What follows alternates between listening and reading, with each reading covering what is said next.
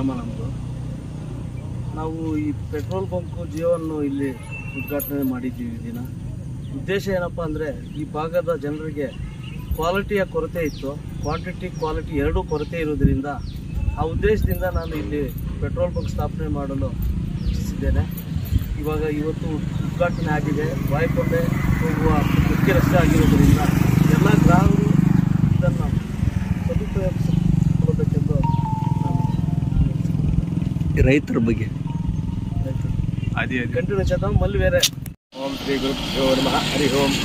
ಇವತ್ತಿನ ದಿನ ಏನು ಹೆಬ್ನಿ ಗ್ರಾಮ ಹೆಬ್ನಿ ಪಂಚಾಯಿತಿಯಲ್ಲಿ ದಿವಂಗತ ಶ್ರೀ ಗುರುಗಟ್ಟಿಯವರ ಮಕ್ಕಳಾದಂತಹ ಕುಮಾರ್ ರೆಡ್ಡಿ ಹಾಗೂ ಶ್ರೀನಿವಾಸ ರೆಡ್ಡಿ ಅವರು ನೂತನವಾಗಿ MR ಫ್ಯೂಯಲ್ ಪಾರ್ಕ್ ಮತ್ತು MR ಪಾಲಿಥಿನ್ ಎಂಬ ಒಂದು ಪೆಟ್ರೋಲ್ ಬಂಕು ಹಾಗೂ ಇನ್ನೊಂದು ಕಾರ್ಖಾನೆಯನ್ನು ಸ್ಥಾಪಿಸಿದ್ದಾರೆ.